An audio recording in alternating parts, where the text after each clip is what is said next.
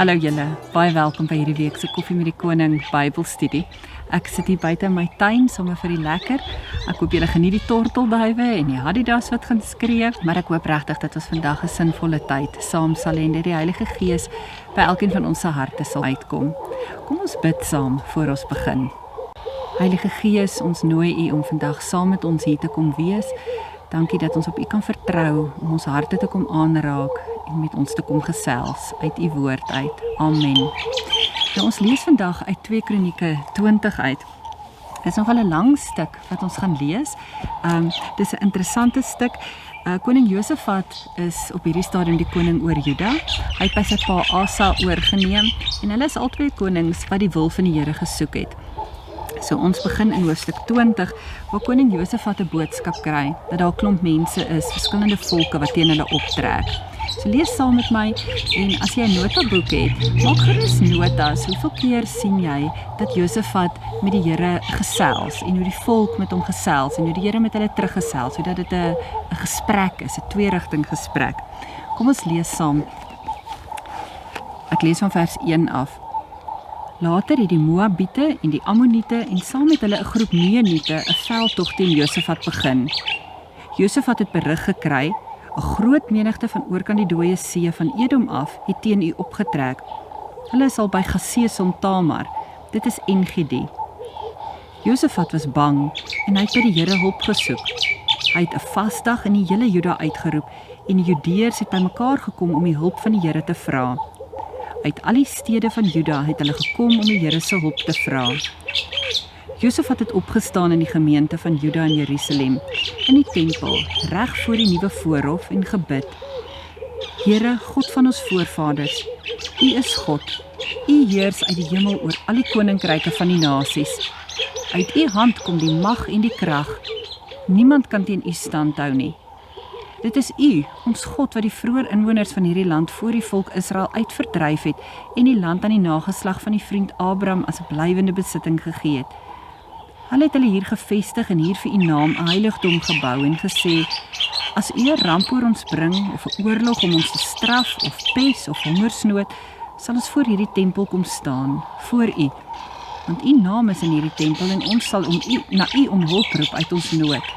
Hoor dan en help ons. Nou het die mense van Ammon en Moab en die Seerberge gekom. U het Israel met sy trek uit Egipte nie toegelaat om in hulle gebied te kom nie. Die Israeliete het daardie mense vermy en hulle nie uitgeroei nie. Maar nou vergoed hulle ons deur te kom en ons uit U besitting te wil verdryf wat U aan ons gegee het. Ons God sal U hulle nie straf nie, want ons het nie die krag om hierdie groot menigte wat teen ons optrek te weerstaan nie. Ons weet nie wat om te doen nie. Ons oë is op U gerig. Die hele Juda en hulle afhanklikes, vrouens en kinders, het daar voor die Here gestaan. Toe kom die gees van die Here daar in die gemeente oor die Leviet Jagasiel, seun van Sagaria, seun van Benaja, seun van Jeel, seun van Matanja uit die nageslag van Asaf, en sê, luister mense van Juda, inwoners van Jerusalem en koning Josafat, so sê die Here vir julle, moenie vrees nie, moenie bang wees vir die groot menigte nie, want hierdie oorlog is nie 'n saak vir julle nie, maar vir God. Trek hulle môre tegemoet wanneer hulle in die bloeiselpas opkom. Julle sal hulle aantref by die punt van die vallei wat in die Jeriel woestyn uitloop. Julle hoef nie te veg nie. Neem net posisie in en staan en kyk na die oorwinning van die Here vir julle. Moenie vrees nie, Juda en Jerusalem, moenie bang wees nie. Trek hulle môre tegemoet. Die Here sal by julle wees. Toe kniel Josafat en al die mense van Juda en Jerusalem het voor die Here gebuig en hom eer betoon. Daarna die Leviete van die Kehat en die Korah groepe opgestaan en die Here die God van Israel uit volle bors geprys. Josafat hulle is die volgende môre vroeg uit na die Tekoa woestyn toe. Terwyl die manne vertrek, het Josafat daar gestaan en hulle toegespreek. Luister na my Juda en inwoners van Jerusalem. Stel julle vertroue in die Here julle God en julle sal vas staan. Stel julle vertroue in sy profete en dit sal goed gaan met julle. Josafat het met die volk oorleg gepleeg en toe sangers laat plek neem voor die gewapende manne. Hulle het vooruitgeloop in hulle gewyde klere en die Here geloof met die woorde, loof die Here, aan sy liefde is daar geen einde nie.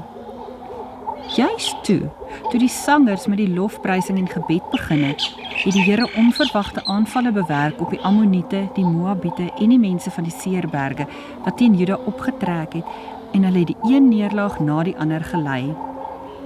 Toe val die Ammoniete en die Moabiete die inwoners van die Seerberge aan en spaar niemand nie en roei hulle uit. En toe hulle klaar was met die inwoners van Seer, het hulle mekaar begin uitdelg. Toe die Judeërs by die uitkykposte aan die woestyn kom en na die magtige vyand soek, lê daar net lyke op die grond. Daar was nie een oorlewende nie. Josafat en sy manskappe het die buit bymekaar kom maak en 'n groot hoeveelheid gekry. Persoonlike besittings aan die lyke en allerlei kosbare goed. Hulle het soveel gekry dat hulle dit nie kon dra nie. 3 dae lank was hulle besig om die buit bymekaar te maak. Soveel was dit. Op die 4de dag het hulle 'n samekoms gehou in die Lofdal. Hulle het die Here daar geloof. Daarom noem hulle die plek tot vandag toe die Lofdal. Al die manne van Juda en Jerusalem met Josafat aan die hoof is toe met groot blydskap terug Jerusalem toe. Die Here het hulle bly gemaak oor hulle vyande. Hulle is terug na Jerusalem, na die huis van die Here toe met harpe, liere en trompette. Al die koninkryke was van skrik bevange vir God toe hulle hoor dat die Here oorlog gevoer het teen die vyande van Israel. Die heerskappy van Josafat het rustig voortgegaan en sy God het hom na alle kante toe rus gegee. Nou op 'n persoonlike vlak het hierdie stuk vir my al baie beteken. Dit is 'n stuk waarvoor ek baie lief is in die Bybel. Dis vir my baie mooi hoe dat Josafat toe hy die boodskap kry, dat hierdie groot menigte teen hulle optrek en hy regtig oorweldig voel en as koning is hy bang, maar dis nie 'n geheim nie. Hy roep die volk bymekaar en hy sê kom bid saam met my, kom verootmoedig julleself saam met my voor God. Hy roep 'n vas en 'n biddag uit en almal kom Jerusalem toe en daar voor die Here staan hy op voor die hele volk en hy begin bid. En dan is 'n pragtige gebed waarin hy vertel van hoe die Here vir hulle gesorg het tot hier en hoe die verloop van omstandighede.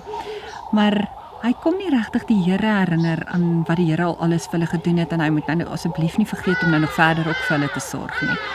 Wat hy eintlik doen is iets wat ons ook behoort te doen, om te gaan terugdink en onsself te herinner aan die pad wat die Here met ons gestap het tot hier en hoe dat hy nog altyd vir ons gesorg het en hoe dat hy ons nie nou gaan los nie. Dan lees ons in vers 13 hoe dat die Gees van die Here oor Jagasiel gekom het en vir die hele volk 'n boodskap gebring het, wanneer hy sê, moenie vrees nie, moenie bang wees vir die groot menigte nie, want hierdie oorlog is nie 'n saak vir julle nie, maar vir God. Josafat hulle was totaal oorweldig. In die eerste plek was dit heeltemal te veel mense wat teen hulle optrek, is 3 volke en Josafat hulle het nie genoeg manskappe of soldate om te kan oorlog voer nie. En in die tweede plek het hulle ook nie geweet waarvandaan hulle kom nie. Die boodskap sê aanvanklik hulle kom van oor kan die Dooie See af, maar daar was verskillende roetes wat hierdie volke sou kon volg. En Josafat hulle het nie geweet aan watter front om te gaan verdedig nie. Hulle sou hulle manskappe heeltemal te yl moes versprei en in elk geval verslaan word. En dan kom Jagasiel met 'n wonderlike boodskap. Eerste kom hy nie met 'n oplossing nie. Die oplossing kom nou. Maar eerste kom hy dan sê hy, moenie vrees nie. Moenie bang wees vir hierdie groot menigte nie. Want hierdie oorlog is nie 'n saak vir julle nie, maar vir God. En dan as hy hulle rustig gemaak het, dan kom gee hy die oplossing. Dan sê hy, trek hulle môre tegemoet wanneer hulle in die bloeiselpas opkom. Hulle gaan daai kant omkom. En dan kom gee hy baie fyn detail. Hy sê, julle gaan hulle kry by die punt van die Jericho woestyn. En dan vers 17, kom gee hy verder instruksies. Julle hoef nie te veg nie. Neem net posisie in en staan en kyk na die oorwinning van die Here vir julle. En weer 'n keer, moenie vrees nie Juda, moenie bang wees nie. Trek hulle môre tegemoet, die Here sal by julle wees. En as hy vir hulle sê, moenie vrees nie, moenie bang wees nie, dan is dit 'n boodskap vir ons ook vir vandag. Dit beteken nie moenie vrees en moenie bang wees nie, want daar is nie swaar kry nie. Dit is moenie vrees nie en moenie bang wees nie te midde van die moeilike omstandighede of die uitdagings wat ons het. Hy sê julle hoef nie te veg nie, neem net posisie in en staan en kyk na die oorwinning van die Here vir julle. En dis woorde wat ons baie prakties in ons lewe vandag nog kan toepas. Wanneer ons weet dat ons binne die Here se wil is, kan ons baie rustig wees en baie veilig voel. En dan het hulle daarna weer die Lewiete van die Kehat en die Korah groepe gekry en hulle het opgestaan en God uit volle bors geprys. Ek het nou voor ons gelees het vir jou gevra, jy kan dalk notas maak van elke keer wat daar gepraat word met die Here, wat hy terugpraat met hulle en wat hulle weer met hom. En hierdie lofprysing is deel van hoe hulle met die Here praat, hoe hulle hom loof en prys. En dan die volgende oggend, toe Josafat die volk bymekaar gekry het en die soldate daar is en hulle is gereed om te gaan posisie inneem, en hulle het nog nie geweet presies wat is dit. Hulle het net tree vir tree die Here se instruksies gevolg en met die Here gesels en gehoor wat is dit wat hulle moet doen.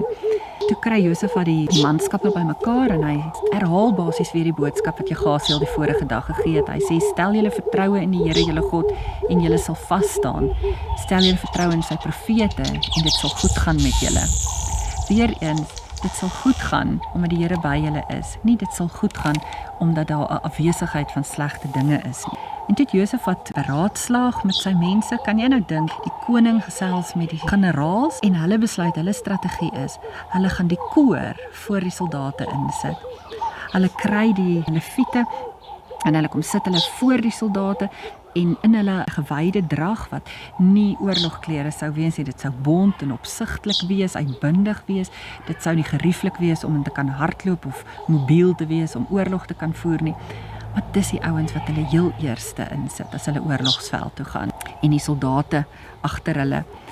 En dan sê hulle juis toe die sangers met die lofprysing en die gebed begin, het die Here die oorwinning begin gee. Toe het hy op die oorlogsveld, waar hierdie Jode nog nie eers was nie, het hy die volke onder mekaar laat begin oorlog maak, soveel sodat hulle mekaar uitgedelg het.